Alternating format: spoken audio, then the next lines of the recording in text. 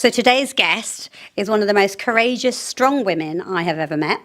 I met her earlier this year at the Breast Cancer Now fashion show, where she bravely told me her story and told it to the entire audience.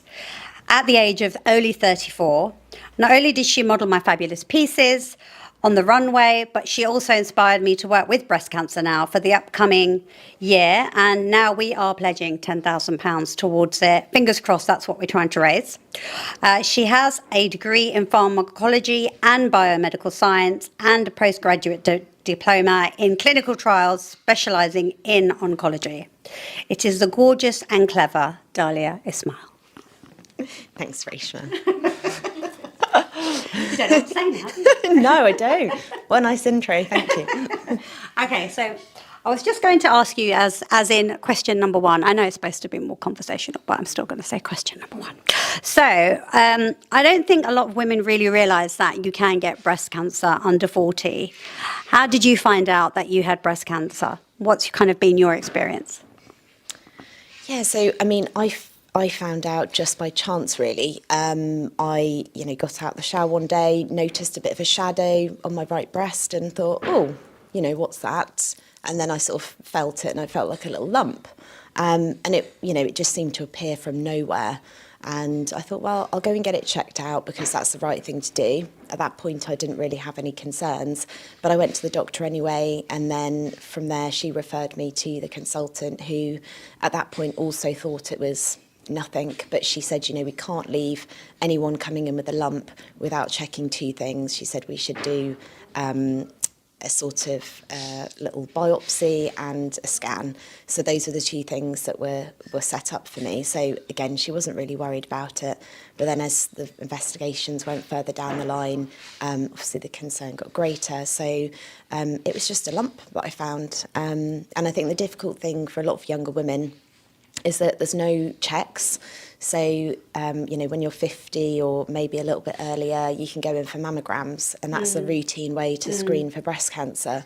But for someone like me and other younger women, there isn't that screening. So unless you feel a lump or you see a change and you actually seek out a medical professional to get it checked out, then, you won't know.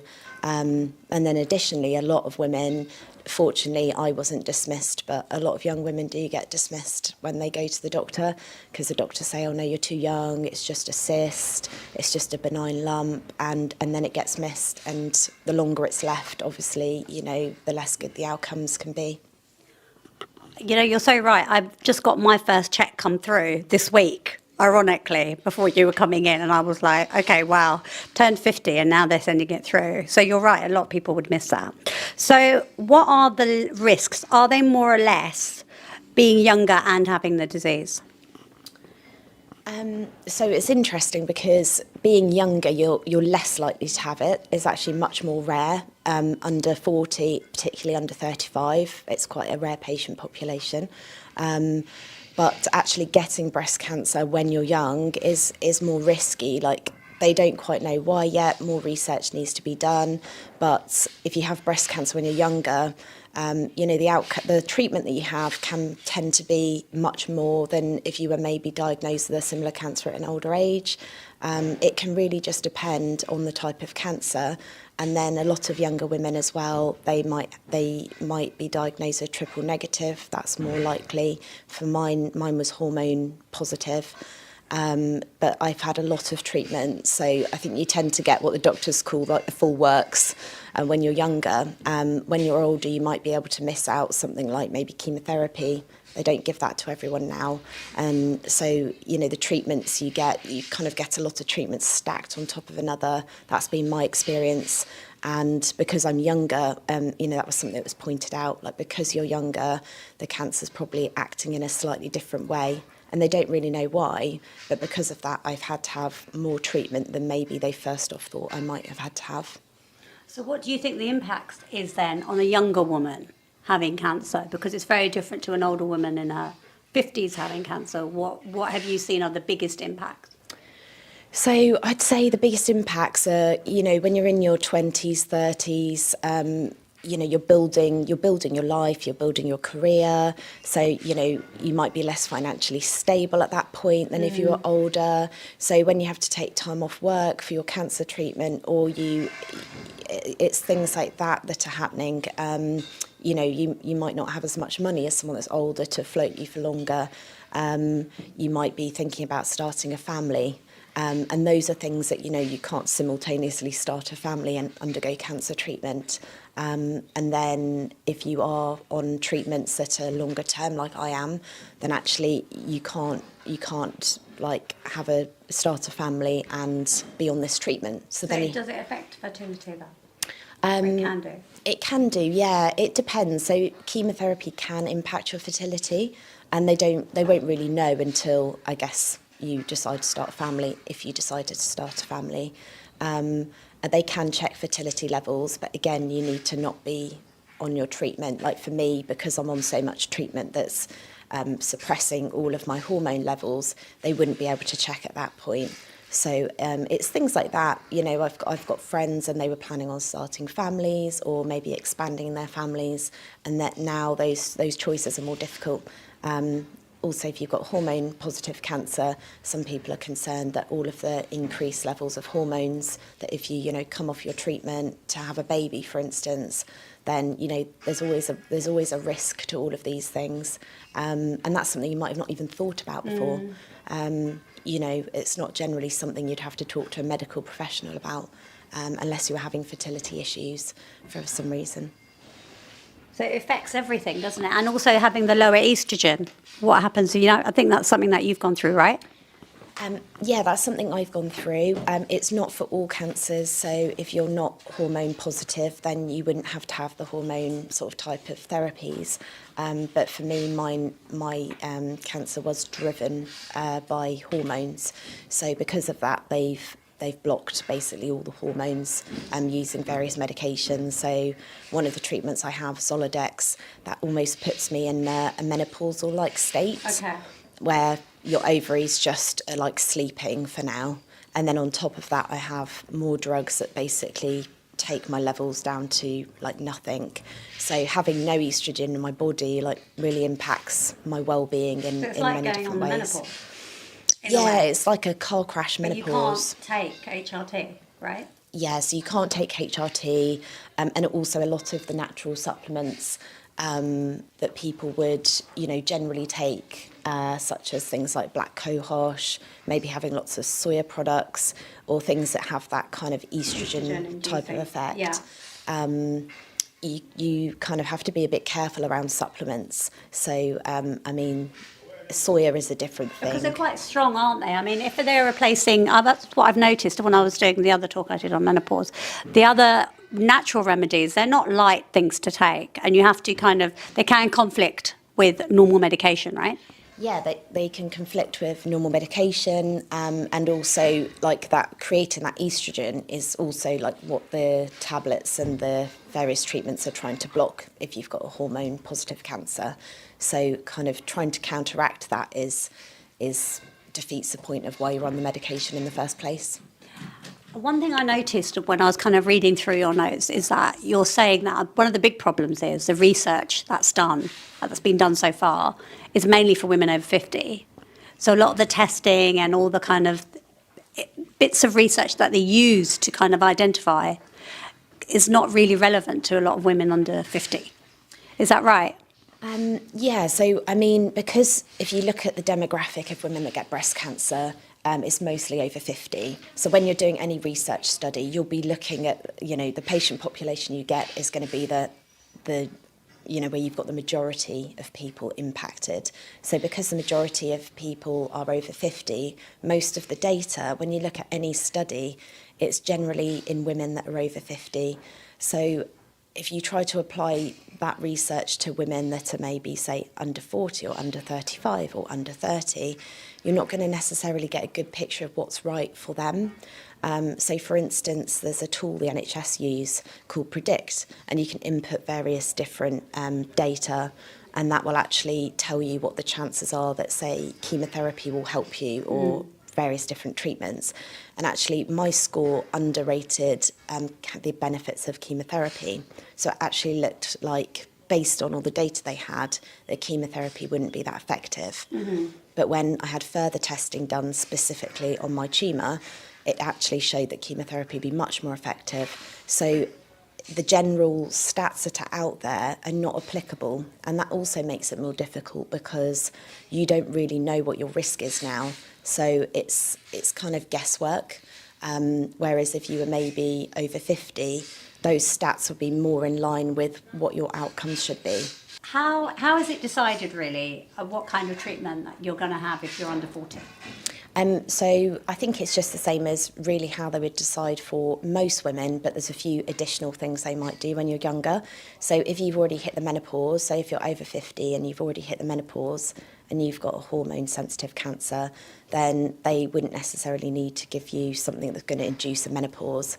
Whereas for me, because I'm premenopausal, they have to induce a menopause in order to give me the tablets that give me like a lower my risk factor, basically. And they can be like longer term treatments for basically what you were saying for under 40. Yeah, I mean, So it's a much 5 harder to 10 years journey, isn't it, really, in a way?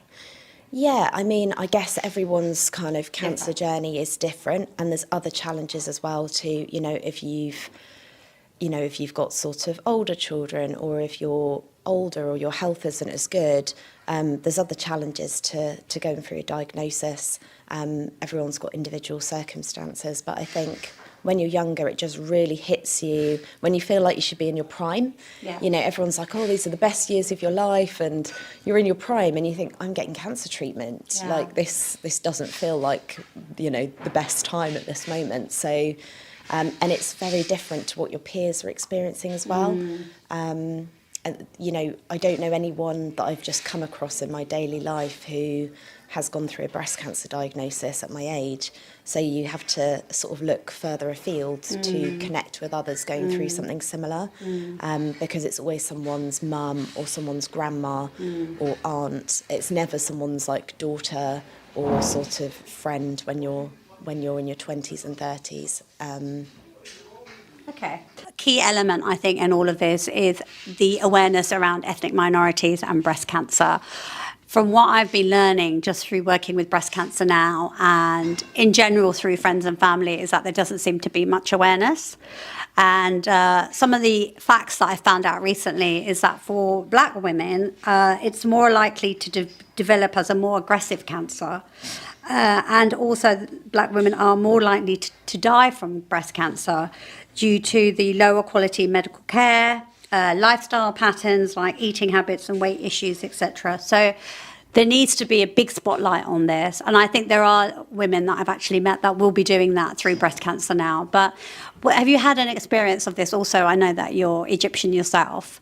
How's your experience been with your community? So I think, a lot of my family are quite religious, particularly some of my more extended family that are in Egypt. Yeah. And I think the view with sort of cancers and other illnesses is, that you're, it's something... It's in God's hands, right? I'm Muslim as well, so I know. Yeah, it's like in inshallah. God's hands and you can't control it. You can do your best. This is it. And I think sometimes I found that a little bit difficult to comprehend because particularly when you're speaking, to members of your family and it just feels like, if God wills. And I think, well, do I have any control over this myself? And actually, I think sometimes that level of support can be more difficult because if that's the response you receive when you're in those sorts of communities, then it can be a little bit isolating and also not very empowering. For me, when I was diagnosed, I really felt like, I can help to influence my outcome. I can improve my lifestyle. I can reduce my stress. I can make sure I'm eating really clean foods and doing what I can in terms of exercise and well-being and meditation. And that, to me, that made me feel much more empowered to say, yes, I can influence this. I can be an active participant in my treatment. I'm not at the mercy of something. And, as much as we don't know what the plan is for any of us. I think that sort of being in that state of allowing anything else to have the power over your destiny. You're basically taking control back. Taking that control back, yeah, because, you know, I found when I was diagnosed, you feel very disempowered. All the fear comes up. Yeah. You have to take a step back. And that's what I did. You know, every time I went to the hospital, I would leave feeling quite fearful. And then I'd have to have that talk with myself, like, no, it's okay. You know, there's lots of things that can be done here. And there's lots of things that I can do to impact my outcomes. And we do know now that you can, you know, exercise can cut your risk of recurrence by up to 60%. Oh, wow. So you've made some positive changes in your lifestyle. Yeah, so I really took my health and well-being very seriously before, and that, you know, that really did upset me that I got diagnosed so young, because I felt I was doing the right things in terms of my lifestyle and risk factors. And it's quite confusing to think, you know, why did I get breast cancer young? And that's something I'm never really going to know, because I didn't have any of those key risk factors, which the top one is age, and then various other things such as smoking and, you know, inactivity. I've always been active. I've always tried to really focus on eating good, nutritious food. And, you know, I think that's something that, you know, we can't always say, you know, these are the risk factors, and if you've got them, you'll get cancer. Because we also know there's lots of people that have got all these risk factors and they don't ever get cancer. But there's also things that you can do to improve your outcome. And so the way forward, kind of what's next for you? What have you been up to and what are you planning to do? So like throughout my sort of breast cancer journey, I've just really felt inspired to kind of raise awareness and get involved in lots of different things that are going to help raise awareness. So I've written some articles for local newspapers, magazines.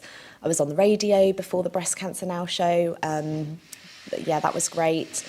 And you're really speaking out about the whole experience to empower women. Yeah, I feel like with my background combined with my personal experience now of cancer, like I feel like I've really learnt a lot. Like I had the medical information before, but now having that first-hand experience and, you know, the impact, it's not just a medical thing. It impacts your whole life, you know, mental, social, physical, spiritual, everything. And I'm just really want to do what I can to, you know, work with even, you know, designers like yourself who are really keen to raise awareness and to raise money for breast cancer so now. What we're doing is very big. Yeah. We'll be doing that big photo shoot. Yeah, exactly. So, you know, it's amazing that this came from the Breast Cancer Now show where, you know, I stepped outside my comfort zone and got up on that stage and spoke, and 55,000 people viewed that speech, and it's amazing really. And then from this now, you know, we're going to raise £10,000 for Breast Cancer Now, and all of that will go to adding and improving treatment options and support for people like me who've experienced breast cancer. I mean, you definitely inspired me with your speech to work with Breast Cancer Now, which is like amazing. And, you know, we got on the day, you were wearing my dress on the day because we had our clothes on the runway at Breast Cancer Now. And I'm really excited to do the shoot with you and the other ladies. And I just think it's all about what we stand for, and then that resonates with empowering women, really. So, so you're going to be in our shoot, so we're very excited about that.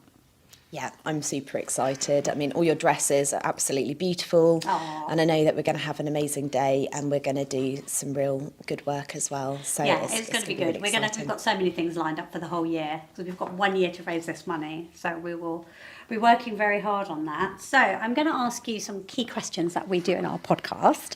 So one of the questions is, what are your kind of key personal or professional highlights and milestones that have shaped who you are today?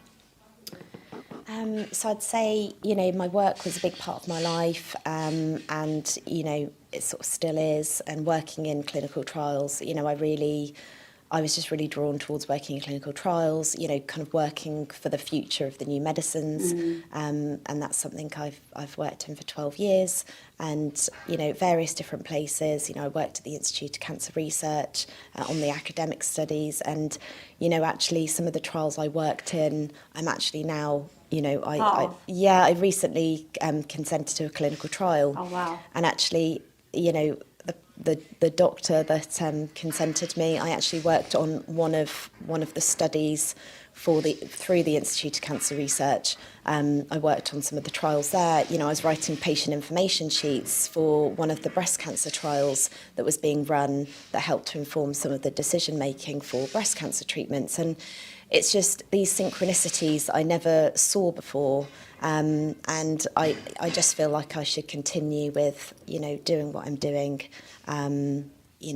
sort of helping to raise awareness, speaking to people, helping to just improve, like you say, empowering women, and particularly younger women as well. I think for me, it was such a shock.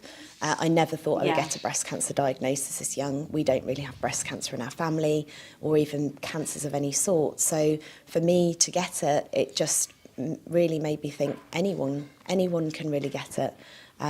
So I just really want to spread the word because, if someone goes and checks because, they've listened to a speech or they've read an article or they've listened to this podcast, then that'll be worth it if they go and get checked. Well, that's why we're doing this podcast, because I think there's just not enough awareness. And what about that amazing shoot you did recently? Oh, yeah. So, I think really since being diagnosed, I always push myself outside my comfort zone. I really like to stretch myself in many ways. But now I've really kind of just embraced, whatever opportunities have come my way. And, I got my clothes off in a loungewear. Yeah, I mean, I never thought I would do something like that. But, we were all in thongs. We all got photographed in these pink thongs that Lounge are now donating money for when people make purchases.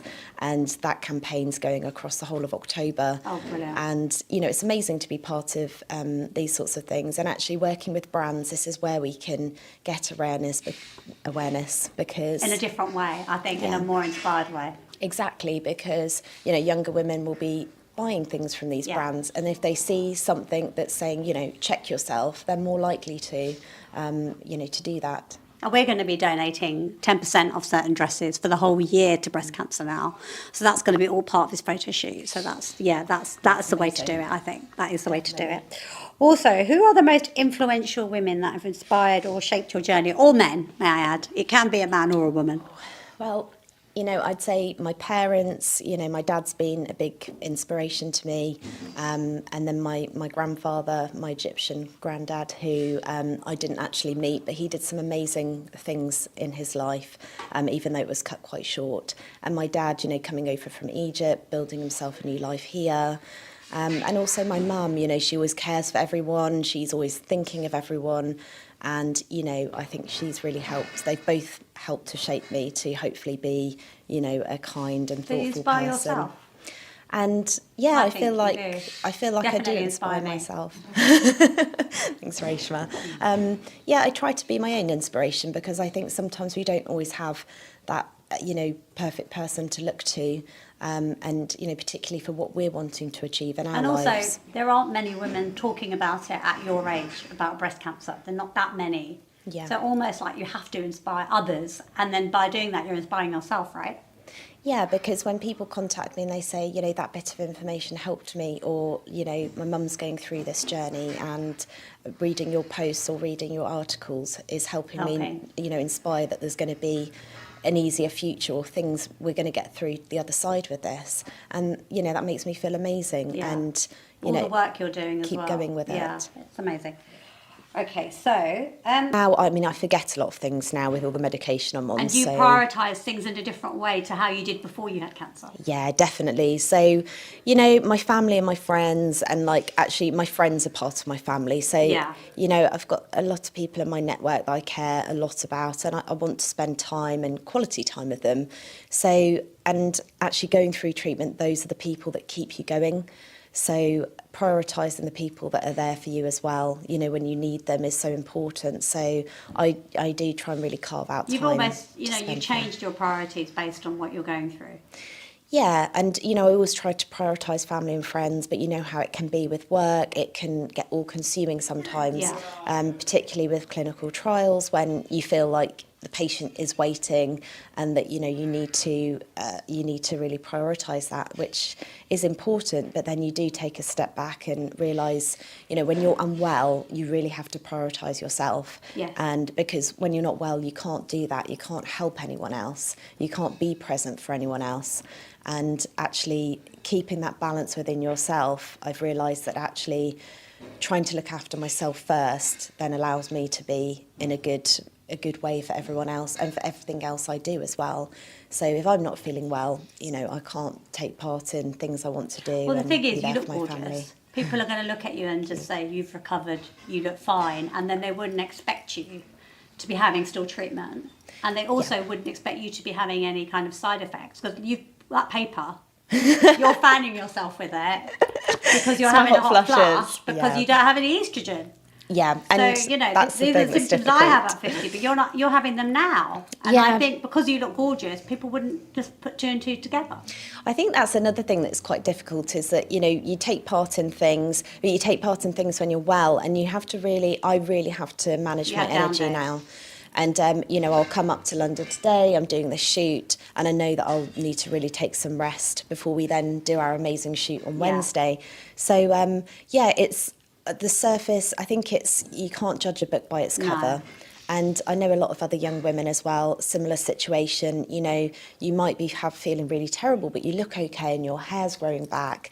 But the reality, it can be that you're there having hot flushes, you've got really bad joint pain, you're feeling really fatigued one day. It's all the low estrogen. All really, of the isn't low it? estrogen. I mean, it's a perception. There's a perception of you. It's a perception of me. People think I've got it all under control, but really, it's I'm not sick, and I get knackered, and I'll have to have down days in between everything else. So I can't even imagine how you're coping with, still having the treatment and then having to pretend everything's normal when it's still not for you.